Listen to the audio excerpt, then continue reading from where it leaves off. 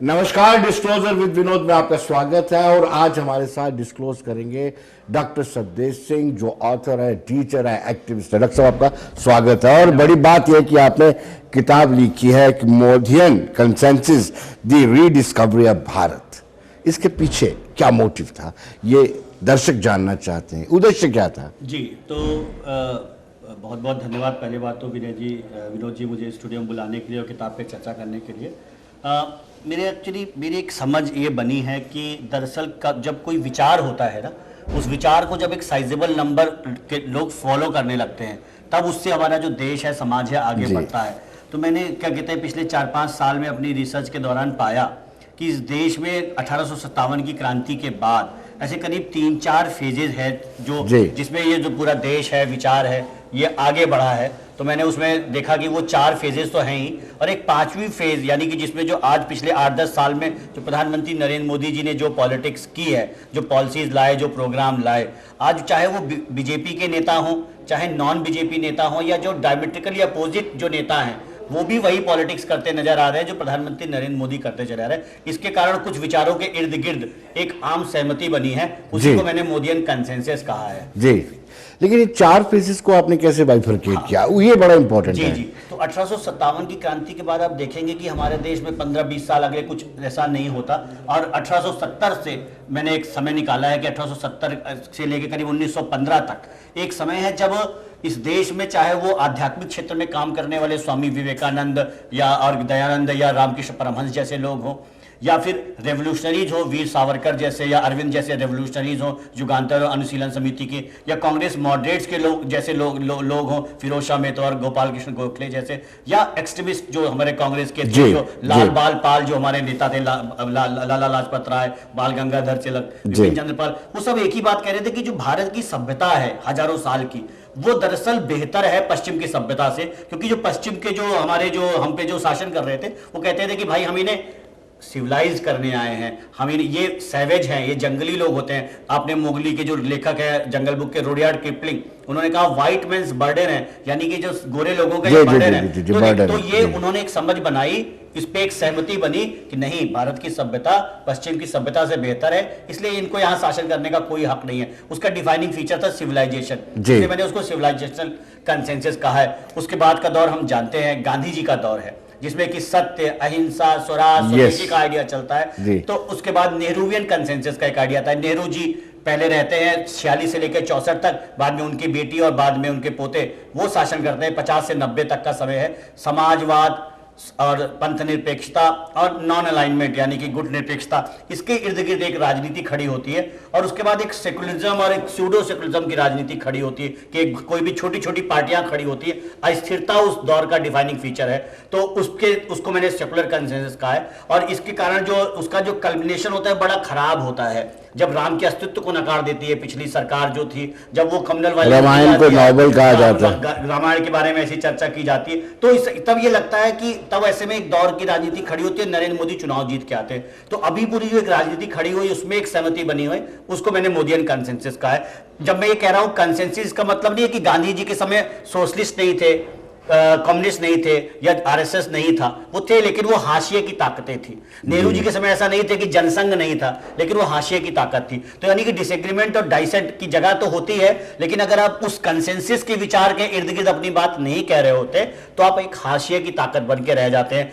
आज की तारीख में अगर जो नरेंद्र मोदी जो बात कह रहे हैं, जिस तरह की राजनीति उन्होंने की है, मोदियन कंसेंसस जिन चीजों के बिल्ड हुआ है मैं यहीं पे बता देता हूं। वो 3 विचार मैंने कहे हैं। पहला है कल्चरल रूटेडनेस, यानी कि आपको अपने देश की जो सिविलाइजेशनल हेरिटेज है, जो संस्कृति है, उसको केंद्र में रख के बात कहनी पड़ेगी। आपकी पॉलिटिकल स्पीचेस में वो रिफ्लेक्ट होना पड़ेगा, आपके डीड्स में वो रिफ्लेक्ट होना पड़ेगा। अभी आपने देखा एक हफ्ते पहले प्रधानमंत्री नरेंद्र मोदी काशी विश्वनाथ मंदिर से बाहर निकलते हैं, क्योंकि करोड़ों लोग भी यही चीज करते हैं इस देश में। आपको इस देश में तो इसको मैंने कल्चरल रूटेडनेस कहा है। इसको बहुत बार हमने देखा कि कई बार कांग्रेस के नेता, कई बार आम आदमी पार्टी के नेता, कई बार ममता बनर्जी चंडी पाठ करते नजर आई। अरविंद केजरीवाल कहते हैं कि मैं कट्टर राम भक्त हूं, और क्या कहते हैं, और भी हमने और नेताओं को भी देखा, अशोक गहलोत और कमलनाथ और भूपेश बघेल, और वो लोग चुनाव जीते भी एक समय। तो वो जब आप करेंगे तो आप मुख्य धारा में रहेंगे, नहीं तो आप फ्रिंज हो जाएंगे, हाशिए पे चले जाएंगे। आज की तारीख में आप नक्सलवाद का समर्थन नहीं कर सकते, करेंगे तो आप हाशिए पे चले जाएंगे। आप कश्मीर की आजादी की बात नहीं कर सकते, आप कश्मीर के वेलफेयर की बात कर सकते हैं। 10 साल पहले आपको पता है दिल्ली के बड़े बड़े सेमिनार हॉल्स में कश्मीर की आजादी के नारा होती थी, नक्सलवाद का समर्थन होती थी, प्लेबसाइट की बात होती थी, तमाम तरह की बातें होती थी। बड़े बड़े ऑथर थे देश के, जाके जंगल में उन नक्सलियों के इंटरव्यू ले आते थे जिनको पुलिस और सीआरपीएफ ढूंढ रही होती थी, और वॉकिंग विद कॉमरेड जैसे बड़े बड़े आर्टिकल लिखे जाते थे, किताबें लिखी जाती थी। आज आपको इस देश की सिपाही का, इस देश की सेना का, इस देश की सीमाओं का सम्मान करना पड़ेगा और कहना पड़ेगा कि आप देशभक्त हैं, तभी आप इस देश की राजनीति में मुख्य धारा में रह पाएंगे। और तीसरा जो पिलर है, इसको मैं दूसरे को मैंने कहा है असर्टिव नेशनलिज्म, रखा राष्ट्रवाद। तीसरा जो पिलर है वेलफेयर ऑफ ऑल। 70 के दशक में नारा दिया गया गरीबी हटाओ, लेकिन अब अगर आपको राजनीति करनी है तो इस देश के गरीब को, इस देश की में पंक्ति में खड़े हुए आम आदमी के वेलफेयर के लिए, लाभ के लिए सीधे तौर पर आपको कुछ करना पड़ेगा। उसको चाहे मानदेय देना पड़ेगा, उसके लिए घर बनाने पड़ेंगे, उसके लिए शौचालय बनाने पड़ेंगे, या कोई और इनोवेटिव स्कीम आपको सीधे तौर पे उसको लगना चाहिए कि आपको लाभ हो रहा है। ये 3 पिलर है मोदियन कंसेंसस के, इसकी चर्चा मैंने अपनी पुस्तक में की हुई है। अंतिम बात कि अभी जो मोदियन कंसेंसस के जो 3 पिलर मैंने आपको बताए, ये पॉलिटिकल बाउंड्रीज को क्रॉस कर गए हैं। अगर जो कंसेंसस का समय होता है उसका रिफ्लेक्शन पॉलिटिक्स से शुरू होकर आर्ट, लिटरेचर, कल्चर, सिनेमा पे भी जाता है। नेहरू जी के समय आपको याद होगा नया दौर, दिलीप कुमार की, राज कपूर जी की फिल्में, बलराज साहनी जी की फिल्में प्रधान हुआ करती थी। आज बाहुबली जैसी फिल्म बनेगी, उड़ी द सर्जिकल स्ट्राइक जैसी फिल्म बनेगी, आज आपको पैडमैन जैसी फिल्म बनेगी जो वेलफेयर की बात कर रही है, जो देश की बात कर रही है, जो इस देश की संस्कृति की बात कर रही है। तो अभी वो पॉलिटिक्स के भी जो बाउंड्री है उसको ट्रांसेंड करके, उसको क्रॉस करके आज एकेडमिक्स में, कल्चर में, सिनेमा में भी मोदियन कंसेंसस की तरफ हम बढ़ चुके हैं। डॉक्टर साहब ये दौर कितना चलेगा, ये आकलन किया आपने? जी बिल्कुल, मैंने किया। इंपॉर्टेंट सवाल है सबसे। So Modian consensus is here to stay. मैंने यही कहा है कि हर करीब हर फेज का कार्यकाल 30 से 40 वर्ष मैंने आंका है। तो ये भी अभी मानिए कि अगर 8-10 वर्ष हो गए तो 20-30 साल कहीं नहीं गए कि हमको इसी फ्रेमवर्क में राजनीति करनी पड़ेगी।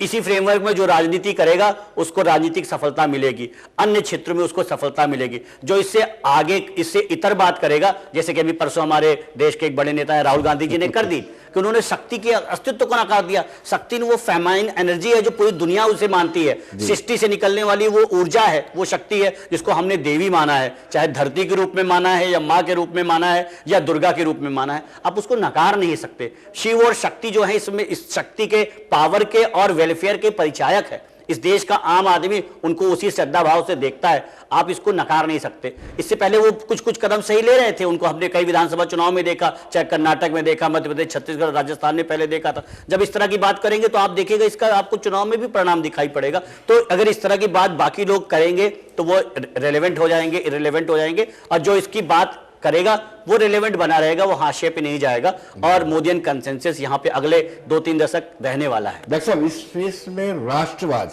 और आध्यात्मिकता, इसको बढ़ावा मिलेगा? ये जी बहुत अच्छा सवाल आपने किया। इसीलिए जो इसका सब टाइटल है वो देखिए डिस्कवरी ऑफ भारत है। नेहरू जी ने लिखा डिस्कवरी ऑफ इंडिया। वो भी सवाल पूछना जी। तो भारत जो एक सनातन संस्कृति का देश है, सिंस टाइम इमेमोरियल, जो समाज, जो संस्कृति, जो सभ्यता रही है, उसकी डिस्कवरी आप कहाँ करेंगे? और वो भी इंडिया कह रहे हैं आप उसको। ये भारत है, ज्ञान के में लगा रहने वाला जो समाज है वो भारत, ये पाणिनि का देश है, ये विश्वगुरु रहा देश। तो उसके लिए जो उसका जो है वो क्या कहते हैं, वो रहने ही वाला है, उसको आप नकार नहीं सकते। तो ये हमें समझना पड़ेगा कि वो कैसे हम चीजों को आगे बढ़ाते हैं। तो रीडिस्कवरी ऑफ भारत जो मैं जब कह रहा हूं, तो जो भारत की जब बात होती है वो भारत का मूल तत्व ही है आध्यात्मिकता। हर सभ्यता का विश्व को अपना एक कंट्रीब्यूशन है। राष्ट्रवाद जो है, राष्ट्रवाद को समझना पड़ेगा। राष्ट्रवाद एक बहुत ही पुण्य विचार है।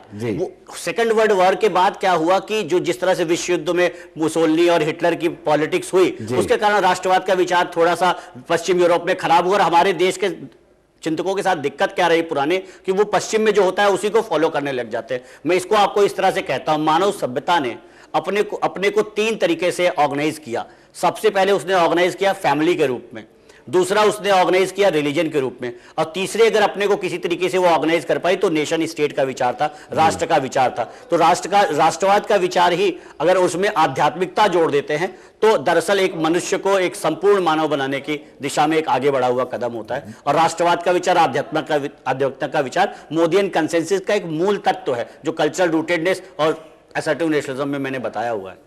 डॉक्टर साहब, आप, मुझे लगता है कि प्रधानमंत्री नरेंद्र मोदी की विचारधारा से काफी प्रभावित है, और जो टाइमिंग आपने चुनी है विमोचन की, ये इलेक्शन के साथ नहीं, इलेक्शन का दूसरा आपने भारत और नेहरू जी ने डिस्कवरी ऑफ इंडिया, आपने रीडिस्कवरी ऑफ भारत, ये नाम दिया, टाइटल दिया। इसका कारण क्या है कि अगर आप, जो मैंने बात की कि जो प्रधानमंत्री मोदी आज जो बातें करते नजर आ रहे हैं, वो आप अगर देखेंगे 150 साल पहले जो रामकृष्ण परमहंस जो बात कह रहे थे, विवेकानंद जो बात कर रहे थे, अरविंद जो बात कह रहे थे, दयानंद जो बात कर रहे थे, उस तरह की बातें वो करते आपको नजर आएंगे। उनकी शब्दावली, उनके विचारों में आपको 5000 साल का इको दिखाई पड़ेगा। कोई और नेता ऐसी बात करते नजर आता नहीं है। तो पंडित नेहरू जो डिस्कवरी ऑफ इंडिया कर रहे थे, वो शायद उनके लिए एक डिस्कवरी रही होगी, लेकिन इस देश में एक परंपरागत से हजारों साल से वो परंपरा चली आ रही थी। वो भारत का विचार नेहरूवियन कंसेंसस और सेकुलर कंसेंसस के दौर में ही कहीं खो गया। किसी को पता नहीं कि कश्मीर कश्यप ऋषि का कश्मीर है, क्यों नहीं पता? ये दरअसल पिछले 70-80 साल में जो डिबेट और डिस्कोर्स इस देश में हुआ, उसके कारण से नहीं पता कि शारदा पीठ का क्या महत्व है। तो जब ये प्रधानमंत्री जब करते हैं उसको, तब समझ में आता है कि वो जब उसको मंच से बोलते हैं, कश्यप ऋषि का कश्मीर या शारदा पीठ या आदिगुरु शंकराचार्य को जब वो स्थापित करते हैं, वो दरअसल फिर से स्थापित हो रहा है, उसकी पुनः खोज हो रही है उस भारत की। इसलिए मैंने इसको कहा है रीडिस्कवरी ऑफ भारत। जी, भारत और इंडिया को कैसे डिफाइन करते हैं आप? ये सवाल बड़ा इंपॉर्टेंट है। भारत, देखिए, यही तो ये एक सोच का सवाल था सिर्फ। जी। देखिए, एक सेकंड में कैसे उन्होंने बदल दिया, ये समझने वाली बात। हम लोग को लगता था, जो हमारे जैसे बहुत से लोग सोचते हैं कि इस देश का नाम भारत होना चाहिए, इसके पीछे एक आपके पास सिविलाइजेशनल लिंकेज है। इंडिया के साथ ऐसा कोई सिविलाइजेशनल लिंकेज मिलता नहीं है, तो इसलिए एक साइजेबल नंबर को लगता है भारत होना चाहिए था। लेकिन होगा कैसे? लोग डराते थे, जैसे आप 370 के साथ डराते थे कि अरे हटेंगे तो क्या क्या हो जाएगा, हट गया। तो उसी प्रकार से भारत, आर्टिकल एक ही संविधान का, भारत का संविधान का कहता है, India that is Bharat shall be union of state. आपने देखा G20 की मीटिंग हुई, और प्रधानमंत्री जी की मीटिंग से ठीक पहले वाली जो G20 की मीटिंग थी, वहां पे लिखा गया भारत। और उसके बाद जब वो बैठे मीटिंग में 9-10 सितंबर को, तो भी भारत के उनके आगे, नेम प्लेट के आगे लिखा था भारत। यानी कि बहुत बड़ी चीज नहीं थी। कहने का मतलब विनोद जी ये है कि सब कुछ हमारे मन में है।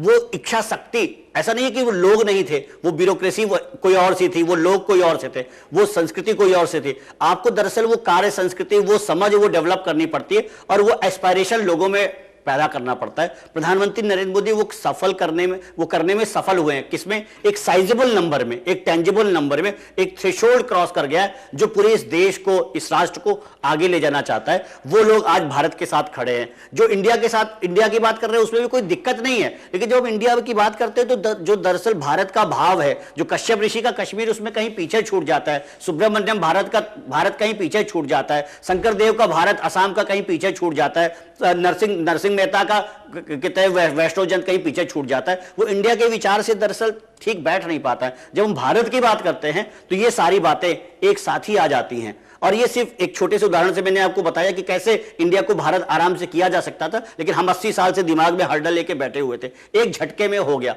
तो ये एस्पायरेशन जगाने का काम प्रधानमंत्री मोदी ने किया है। तो इसके नाते जो आज का जो पॉलिटिकल डेवलपमेंट है, बीइंग अ पॉलिटिकल साइंटिस्ट, मैंने उसको कैप्चर करने की कोशिश इस किताब में की है। आज के दौर में जो डिफाइनिंग आइडिया है वो मोदी के आइडिया है, इस कारण से उसको मोदियन कंसेंसस कहा है। अदरवाइज इस किताब में अगर आप देखेंगे तो पिछले 150 साल की पॉलिटिकल हिस्ट्री को कवर किया गया है। इस कंसेंसस में ये क्या आपने आंकलन किया है कि सत्ता की विजय के लिए साम दाम दंडभेद सब जायज है? देखिए, राजनीति से इतर भी है ये किताब, लेकिन हाँ, पॉलिटिक्स में जब अब ये चाणक्य की नीति है कि साम दाम दंडभेद का जो पूरा आइडिया होता है कि कहते हैं, अगर आप जैसे अगर कहें कि आप अहिंसा के पुजारी हैं, अब मैं अहिंसा का पुजारी नहीं हूं, तो कैसे चलेगा? तो यानी कि आपको अपनी रणनीति बदलनी पड़ेगी। अहिंसा का विचार उसके लिए जो अहिंसा करता है। अब अगर मैं आपसे हिंसा करूंगा तो आप कैसे करेंगे? तो इसी को कहते हैं कि साम दाम दंड भेद। जिस प्रकार से जिसको आपको विनोवर करना है उसको आपको करना पड़ेगा। हाँ, अनैतिक नहीं होना है, क्या कहते हैं, अनएथिकल नहीं होना है। इस पे ध्यान रखते हुए आपको अपनी जो चाणक्य नीति है, चाणक्य वो व्यक्ति है जिसने 2500 साल पहले भारत को सबसे पहले समग्र राष्ट्र के रूप में सोचा था और उसको करके दिखाया था, संगठित किया था। ये आइडिया वहीं से निकलता है। चाणक्य नीति को पालन करने में कभी भी कोई संकोच नहीं करना चाहिए। इस कंसेंसस से आर्थिक तौर पर और विदेशों में भारत की मजबूती होगी, पकड़ होगी। जी बिल्कुल सही बात कहा आपने। जो असर्टिव नेशनलिज्म का जो विचार है ना, उसका एक सेक्शन इसको डील करता है कि नेहरू जी के समय में जो फॉरेन पॉलिसी थी, हमने देखा कि कश्मीर का एक हिस्सा हमारे साथ चला गया, अरुणाचल का चला गया 62 की लड़ाई में, अक्साई चीन चला गया। हम दरअसल पीसफुल कोएग्जिस्टेंस की बात करते थे। वो तो लद्दाख को भी दिए, लद्दाख का भी, हाँ वो तो कहा था रुकता नहीं है, कुछ लगता नहीं। तो वही मैंने जब आपको अहिंसा की बात से कह रहा था कि भाई पीसफुल कोएग्जिस्टेंस आप कह रहे हैं, पंचशील आप कह रहे हैं, लेकिन अगला तो आपके सिर पे चढ़ा आ रहा है। तो यानी कि आपका फॉरेन पॉलिसी का मेन टूल पीसफुल कोएग्जिस्टेंस उसके लिए हो सकता है जो सामने से पीसफुल तरीके से बात करना चाहे, लेकिन ऐसा हुआ नहीं। जो इसमें जो है असर्टिव नेशनलिज्म का जो विचार है, जो एक पिलर है मोदियन कंसेंसस का, वो बात करता है नेशनल इंटरेस्ट की। अभी हमारे विदेश मंत्री से एक किसी इंटरनेशनल उसमें टॉक शो में पूछा कि दुनिया में लड़ाई चल रही है, उसने कहा दुनिया में लड़ाई नहीं चल रही है, रशिया यूक्रेन में चल रही है, जिसमें यूरोप के कुछ देश उसमें शामिल हो सकते हैं, उसको आप दुनिया की लड़ाई मत बनाइए, भारत का इंटरेस्ट वहां नहीं है। तो भारत का इंटरेस्ट जहां पे होगा, नेशनल इंटरेस्ट हमारा जहां होगा, अगर हमें लगेगा हमें रशिया से सस्ता तेल मिल रहा है, हम उससे खरीद लेंगे। यूक्रेन और यूरोप अपना समझे, हमें लगेगा अमेरिका के साथ हमारे कुछ है, ये डिप्लोमेसी अच्छे से करने की जरूरत है। तो आज की तारीख में चाहे हमारे रशिया से संबंध हो, चाहे अमेरिका से संबंध हो, पश्चिम यूरोप से संबंध हो, और तो और मिडिल ईस्ट से संबंध हो, जो तमाम तरह के आरोप लगते हैं। आज क्या कहते हैं, अबू धाबी में मंदिर खुलता है, वहां पे क्या कहते हैं हमारे, क्या कहते हैं ये मंदिर, वहां पे दुनिया का सबसे बड़ा ऐसा मंदिर खुलता है। तो वो सारी चीजों को देखने वाली बात है कि अक्षरधाम मंदिर, तो वो कैसे बन रहा है कि ये डिप्लोमेसी की तो जीत है कि आज मिडिल ईस्ट में भी हमें, मिडिल ईस्ट जैसा हम चाहते वैसा ही हमें स्वीकार कर रहा है, अमेरिका जैसा हम चाहते वैसा ही हमें स्वीकार कर रहा है, जैसा हम चाहते वैसा ही हमें स्वीकार कर रहा है। क्योंकि हमें एक स्पष्टता है क्या कि national interest is our supreme priority. हमारी सबसे पहली प्रायोरिटी क्या है, हमारे देश का जिसमें हित है, हमको आपको हमसे संबंध बनाना है तो बनाओ। तो इस असर्टिवनेस के साथ जब आप बात रखते हैं इंटरनेशनल लेवल पे, तो दुनिया भी आपको स्वीकार करती है। आप दुनिया को जो दे सकते हैं, जैसे योगा, 2015 से इंटरनेशनल योगा डे मनाया जाता है, 200 से ज्यादा देश योगा मना रहे हैं। अमेरिका में हर जगह योगा मनाया जाता था, कहते तक उसको योगा करते थे लोग, आज उस पर बात हो रही है। सोलर अलायंस हमारे यहाँ आप देख रहे हैं, मार्च में इतनी अच्छी धूप निकली हुई है, हमने इंटरनेशनल सोलर अलायंस बनाया, इंटरनेशनल बिग कैट अलायंस बनाया, और ऐसे तमाम क्षेत्र हैं जिसमें भारत इंटरनेशनल लेवल पे सिर्फ शामिल नहीं हो रहा है, उसको लीड कर रहा है। और साथ में उससे, जैसे इंटरनेशनल सोलर अलायंस में ही 112 देश है, भारत और फ्रांस ने मिलकर ये इनिशिएटिव लिया। तो इंटरनेशनल लेवल पे भी भारत की साख बड़ी है जब वो अपनी बात खुद से और ज्यादा असर्टिवनेस के साथ कहते नजर आ रहा है। चाइना हमसे ज्यादा असर्टिव है क्या? इस कंसेंसस में है कि एक वक्त आएगा हम चाइना से आगे हो जाएंगे असर्टिवनेस में भी? जी जी, और सक्षमता में भी। सक्षमता में बिल्कुल एक समय ऐसा आएगा। अभी सिर्फ 30 साल पहले हम और चाइना बराबर हुआ करते थे, सिर्फ 30 साल पहले, मतलब कि 1990 के दशक तक, 1950-60 के में तो हम उनसे आगे भी हुआ करते थे। तो चाइना में दरअसल एक विचार के साथ उन्होंने काम किया 1948 में, जब वहां पे रेवोल्यूशन हुआ 1949 में, उसके बाद से, और उन्होंने एक आइडिया दिया, ग्रेट चाइनीज ड्रीम। तो चाइना में हर आदमी तो नहीं, लेकिन एक साइजेबल नंबर, एक टेंजिबल नंबर, एक थ्रेशोल्ड क्रॉस कर गया जो उस चाइनीज ड्रीम को प्राप्त करने के लिए लग गया, और उन्होंने टारगेट किया 2048 तक का। हमारे देश में कभी कोई ऐसा नेता रहा ही नहीं जिसने हमें 20 साल का सपना दिखाया हो। मैं एक 16-17 साल का जब लड़का था तो मैं सोचता था कि मैं किस चीज के लिए काम करूं, वो तो मुझे कहीं और से प्रेरणा मिली और हम लोग काम करने लगे। लेकिन इस देश में जो मुख्य धारा की राजनीति में काम करने वाले नेता थे, वो हमारे यहां क्या चलता था, 5 ईयर प्लान। पहले 5 ईयर प्लान का टारगेट क्या था, इंडस्ट्रियलाइजेशन, एग्रीकल्चर। अगले का क्या हो गया, इंडस्ट्रियलाइजेशन। 5 साल में आपने टारगेट पूरा कर लिया क्या?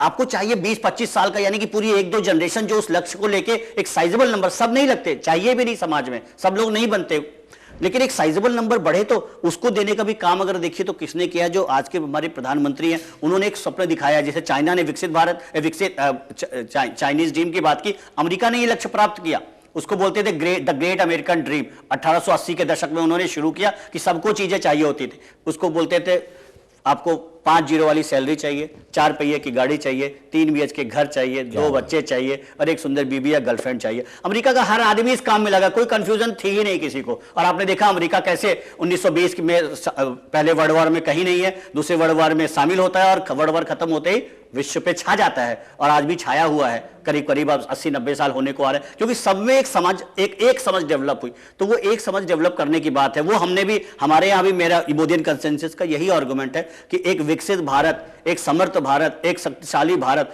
इस आइडिया को एक साइजेबल नंबर ने अपना लिया है कि मुझे दरअसल इस विचार के लिए काम करना है। तो चाइना एक एजिंग कंट्री है, वहां पे लोग बूढ़े ज्यादा हो रहे हैं हमसे, तो वो धीरे धीरे थोड़ा ढलेगा।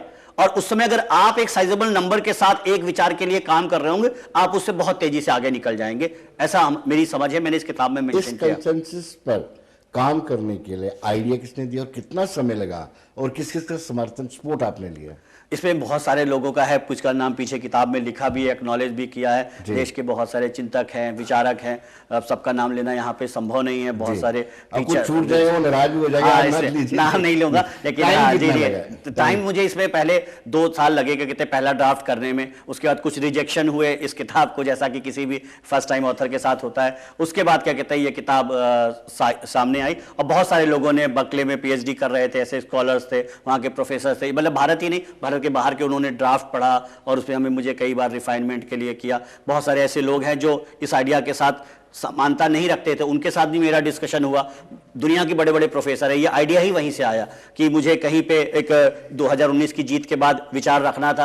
वहाँ दुनिया के बहुत प्रोफेसर इकट्ठा हुए थे, मुझे बीजेपी के ऊपर प्रेजेंटेशन करनी थी। उन्होंने मुझे बहुत सारे क्वेश्चन पोज किए, उससे बहुत सारी समझ बनी। फिर मुझे इंडियन नेशनल आइडेंटिटी, इस पर एक प्रेजेंटेशन करनी थी। तो मैंने देखा कि भारत की राष्ट्रीय पहचान है क्या, तो मैंने देखा कि यही जो विवेकानंद अरविंद का काल है, ये आधुनिक जो पहचान, राष्ट्रीय पहचान है, वहां से बनती है। तो दोनों प्रेजेंटेशन मेरी जुड़ गई कि यानी बीजेपी के बारे में जो रिसर्च में कर रहा था, मोदी के बारे में जो रिसर्च कर रहा था, और जो 150 साल पहले जो देश में चिंतन हो रहा था, वो सिविलाइजेशनल रीअवेकनिंग का काल था हमारे यहाँ। हम एक जागरूक हो रहे थे एक राष्ट्र के रूप में, वो दोनों चीजें जुड़ी और ये आइडिया निकल के आया। ऐसे ही आइडिया निकल के आया। इस कंसेंसस में आपको लगता है कि पीओके को हम हासिल कर लेंगे, क्योंकि वो हमारा एक रेजोल्यूशन है? जी, पार्ट एंड पार्सल बिल्कुल बिल्कुल बिल्कुल। कहते हैं अब ये तो जो जिस प्रकार की आज राजनीति हो रही है, उसमें बहुत ही स्पष्ट नजर आता है कि ये जो कश्मीर वाली डिबेट तो खत्म हो चुकी है। अब उसके आगे की जो बात है, जो अभी इस मोदियन कंसेंसस में जो लोग साथ में काम कर रहे हैं, उनको हमने अलग अलग फोरम पे सुना है। इसमें मैंने मेंशन भी किया है, चाहे वो आज के गृह मंत्री हैं या विदेश मंत्री या रक्षा मंत्री है, कि अगर हम पाकिस्तान से बातचीत करने को सहमत है, लेकिन बातचीत पीओके पे होगी। ये देश के रक्षा मंत्री राजनाथ सिंह ने कहा। जयशंकर ने भी कहा, जो विदेश मंत्री, उन्होंने कहा कि हाँ वो कुछ ही समय की बात है जब हमारे पीओके हमारे साथ होगा। और पीओके में भी जिस तरह की मरमनिंग चल रही है वहां के लोगों में भी, तो ऐसे लगता है कि आने वाले समय में बिल्कुल ही पीओके भारत का हिस्सा बनेगा। इस कंसेंसस में इन्फ्लेशन और अनएम्प्लॉयमेंट वो क्या रहेगी? तो ये तो जो इसका तीसरा पिलर है, वेलफेयर ऑफ ऑल, अगर आप देखेंगे उसमें मैंने इसके बारे में मेंशन किया है कि दरअसल जो ये हम जो 10 to 5 जॉब का जो पूरा आइडिया था, वो आइडिया अब खत्म हो चुका है। अभी टेक्नोलॉजी ड्रिवन हमारी सोसाइटी है, इसको हम लोग बोलते हैं गिग इकोनॉमी। गिग इकोनॉमी में ऐसा नहीं होता है कि आप कहीं सुबह 9 बजे जाते हैं, शाम को 5 बजे टिफिन ले, बीच में टिफिन करते हैं, काम करे चाहे नहीं करे। अभी क्या है कि अगर आप एक स्किल्ड लेबर हैं, आपको ग्राफिक्स बनाना आता है, आपको गाड़ी चलाना आता है, आपको डिलीवरी करने आता है, तो आपको एक 4-5 घंटे का कुछ काम मिल जाएगा, और उसके बाद आप साथ में अपनी पढ़ाई भी कर सकते हैं। और ऐसे एक साइजेबल नंबर, क्या एक बहुत बड़ा नंबर आज की तारीख में देश का यूथ ऐसा है जो इससे जुड़ा हुआ है। आपको लगता है अगर इस देश में सच में इतना अनएम्प्लॉयमेंट होता, 74 में रहा, भ्रष्टाचार था, अनएम्प्लॉयमेंट था, लोग अपने आप सड़क पे आ गए, किसी पार्टी की जरूरत नहीं पड़ती है, किसी नेता की जरूरत नहीं पड़ती है, लोग सड़क पे आ जाते हैं। विद्यार्थी एक मेस से आंदोलन, आप तो जानते हैं बड़ौदा की एक इंजीनियरिंग कॉलेज की मेस से 74 का आंदोलन खड़ा हुआ। खाने की क्वालिटी खराब थी, क्योंकि उस समय की जो सरकार थी चमन भाई पटेल की, वो भ्रष्टाचार कर रही थी, वो उसके खाने तक पहुंच गया भ्रष्टाचार, खाने में मिलावट थी, और आंदोलन खड़ा हो गया देश में। आज ऐसे कोई स्थिति है नहीं। हम जो जॉब का स्वरूप हमारा बदला है, जो प्राइस राइज है, वो जब भी आप देश की ग्रोथ होती है तो प्राइस थोड़े से बढ़ते हैं, उसको हमें उसको समझना पड़ेगा, और उसको थोड़ा सा कम करने के लिए प्रयास बिल्कुल होंगे ही होंगे, और तभी की स्थिति काफी काबू में है। में राम राज्य का कहीं जिक्र है? बिल्कुल, राम राज्य ही वो लक्ष्य है जिसे पाना है। हम राम राज्य की दिशा में आगे बढ़ गए, और इसको प्रधानमंत्री ने बड़े अच्छे तरीके से कहा था जब वो प्राण प्रतिष्ठा कर रहे थे के कार्यक्रम में गए, तो उन्होंने बोला राम से बड़ा राष्ट्र, देव से बड़ा देश। तो यानी कि उनके विचार में ये देश और इस देश का एक आम आदमी और आम औरत है, कि जब आप राम राज्य की बात कर रहे हैं कि दैहिक दैविक भौतिक ताबा राम राज नहीं कोनो व्यापा, कि दैहिक दैविक और यानी कि कोई फिजिकल मेंटल कोई भी वहां पे विपत्ति होती नहीं थी, उस दिशा में ही काम करना इस सरकार ने चालू किया। और आप पिछले 10 साल का अगर कार्यकाल देखेंगे, वेलफेयर ऑफ ऑल वाले सेक्शन में सारा मेंशन, 13 लाख करोड़ रुपए तो सिर्फ लीकेज और पिलफरेज में जो हो सकते थे वो बचाए गए। हमें भी बड़ा संशय हुआ जब सरकार ने पहली नीति लाई 2014 में, अगस्त 2014 में, वो पता है वो स्कीम थी जनधन की स्कीम। अब उसमें तो सबको 150 रुपए खुद ही जमा करना था, तो सब लोग कहने लगे अरे इसमें तो खुद ही पैसे जमा करने। लेकिन आपको ध्यान होगा कोरोना में वही स्कीम ऐसी बनी जिसने सभी के अकाउंट में जब पैसे डालने की बात हो, बहुत सारी चीजें करने की बात हो, चाहे वो किसान का मानदेय हो, किसान स्कीम, सब जगह उसी जनधन के माध्यम से, जनधन स्कीम के माध्यम से लोगों तक डिस्ट्रीब्यूशन हुआ। और बीच में कोई मिडिलमैन नहीं था, जो एक सबसे बड़ा समस्या हुआ करता है, क्योंकि जब भी मिडिलमैन होता है तो ऊपर के लोगों को नुकसान नहीं होता, जो समाज में पंक्ति में सबसे अंतिम होता है वहां तक पहुंचते पहुंचते मिडिलमैन कई चीजों को खा जाता है। तो ये सारी चीजें बहुत अच्छे तरीके से हुई है और यही राम राज्य की ओर एक आगे बढ़ा हुआ कदम है। डॉक्टर साहब, इस कंसेंसस में हम विश्व गुरु की कल्पना कर सकते हैं? बिल्कुल, विश्व गुरु, विश्व मित्र। अभी आपने देखा कि कैसे बुल्गारिया के कुछ लोगों को भारत के जहाज ने, भारत के सिक्योरिटी फोर्सेस ने बचाया। ये विश्व मित्र का आइडिया है। हमने जब कोरोना आया हुआ था तो हमने जब वैक्सीन बना ली तो हमने क्या कहते हैं वैक्सीन मैत्री शुरू किया, 70 से ज्यादा देशों को वो दिया। और जब इस तरह की गुडविल आप हासिल करते हैं तो जाहिर सी बात है कि आपकी एक समझ बनती है और बहुत से लोग आपको मानने लगते हैं कि हाँ आप उनका नेतृत्व कर सकते हैं। और वो दिन दूर नहीं है कि अगर हम अपने समझ को स्पष्ट रखेंगे, हमारे अंदर अगर कोई कंफ्यूजन नहीं रहेगी तो दुनिया के ज्यादा से ज्यादा देश, ज्यादा से ज्यादा सभ्यताएं, समाज, वो भी हमारे साथ खड़े होंगे। और भारत जो है वो तो कभी भी सुपर पावर बनने की बात करता नहीं है, क्योंकि पूरा पावर का जो पूरा कॉन्सेप्ट है अगले को दबाने के लिए होता है। तो जो आपने बोला है कि विश्व गुरु कि यानी कि जो ज्ञान के लिए, यानी कि जब हम आगे बढ़ेंगे तो उससे किसी का दलन नहीं होगा, उससे कोई दबेगा नहीं। जब भी आप सुपर पावर बनने का कॉन्सेप्ट होता है कि अब आप क्या कहते हैं कोलोनाइजेशन करेंगे, आप एक्सपेंशनिज्म करेंगे, जो चाइना कर रहा है उसके एक्सपेंशन से ऐसे देश हैं जो कि बॉर्डर के साथ हैं चाइना के, वो तो परेशान है ही। ऐसे भी 12 देश हैं जिससे चाइना का बॉर्डर नहीं मिलता, वहां भी वो कहता है कि हमारी इनके साथ इश्यूज हैं। तो हम विश्वगुरु की दिशा में आगे बढ़ चुके हैं, हमने एक बड़ा कदम उस दिशा में ले लिया। We have taken a great leap forward. अब हम वो दिन दूर नहीं कि जल्दी हम लोग, और ये जो विकसित भारत का जो पूरा आइडिया है जिसके साथ एक साइजेबल नंबर लग गया है, वो जब भारत के अंदर की जो रोजमर्रा की दिक्कतें जो दूर हो रही हैं धीरे धीरे वो होंगी तो भारत अपने आप ही उठ के आगे आएगा। हमने एक योग और आयुर्वेद के माध्यम से कि जो आज उसकी विश्व में पहचान बनी है वो देखा है, ऐसे अन्य क्षेत्रों में भी ऐसे पहचान बढ़ती चली जाएगी। डॉक्टर आखिरी सवाल आपसे, व्हाट अबाउट हिंदू राष्ट्र? देखिए, हिंदू राष्ट्र, भारत एक हिंदू राष्ट्र है, पहली बात तो ये मान लेना पड़ेगा, और हिंदू राज्य बनाना नहीं है। भारतीय हम लोगों को भारत के संविधान का सम्मान करना चाहिए, और एक सांस्कृतिक रूप से एक हिंदू जो है वो एक सांस्कृतिक पहचान है। वो भारत एक हिंदू राष्ट्र है, यहाँ के एक आम आदमी उसको समझना चाहिए, और हिंदू राज्य बनाना नहीं है, ये भी समझ लेना चाहिए जो विरोधी भी हैं, जो भी हैं, कि ये हिंदू स्टेट नहीं बनाना है इसको। ये एक पंथ निरपेक्ष, यहाँ सभी धर्म का सर्वधर्म समभाव के बाद से हम लोग काम करते हैं और वो काम करते रहेंगे। और अनंत काल से भारत एक, जो आप बात कर रहे थे बीच में राष्ट्रवाद और आध्यात्मिकता की, भारत का जो राष्ट्रवाद है वो एक लंबी बहस हो जाएगी। वो पश्चिम का जो नेशनलिज्म का कॉन्सेप्ट है उससे बहुत अलग होता है, तो यहाँ क्योंकि उसमें एक अध्यात्म का तत्व शामिल होता है। तो भारत एक हिंदू राष्ट्र है, यहाँ पे एक जियो कल्चरल आइडेंटिटी है, और ये कोई एक रिलीजन की बात नहीं है, कोई एक वे वर्शिप की नहीं है। क्या कहते हैं, हम दोनों शायद हिंदू धर्म के हैं लेकिन हमारे वे ऑफ वर्शिप अलग हो सकते हैं, तो क्या हम दोनों अलग अलग रिलीजन के हैं? नहीं, हम दोनों एक ही संस्कृति को पालन करने वाले लोग हैं। जो 4000 साल पहले जो रक्षा सूत्र इस देश में दान इंद्रो बलि राजा कहके बांधा जाता था वो आज भी बांधा जाता है उस कॉन्टिन्यूटी के। तो लॉन्गेस्ट लिविंग कॉन्टिन्यूअस सिविलाइजेशन है भारत, और अनंत काल से है, और हिंदू राष्ट्र है। हिंदू राज्य बनाना नहीं है, संविधान का हर नागरिक को सम्मान करना है। और अंतिम बात, जो टारगेट है, जो ऑब्जेक्टिव है, वो समझना पड़ेगा। वो टारगेट क्या है, ऑब्जेक्टिव क्या है, लक्ष्य क्या है, कि एक ऐसी पुरातन सभ्यता की थाती लिए हुए समाज को एक आधुनिक राज्य बनाना है। तो एक तरफ आपको एक ट्रांसफॉर्म करना है एक कॉन्टिन्यूअस लिविंग सिविलाइजेशन को एक आधुनिक राज्य के रूप में, जिसमें हर सिटीजन को बराबर हक मिले। इसके लिए ही काम करना चाहिए, इसी के लिए काम हो रहा है, इसी के लिए काम होता रहेगा। डॉक्टर सुदेश, बहुत बहुत शुक्रिया आप हमारे स्टूडियो में। थैंक यू, बहुत बहुत धन्यवाद समय देने। तो दर्शकों, आप बने रहिए देश दुनिया की खबरों के लिए और मुझे दीजिए इजाजत। नमस्कार।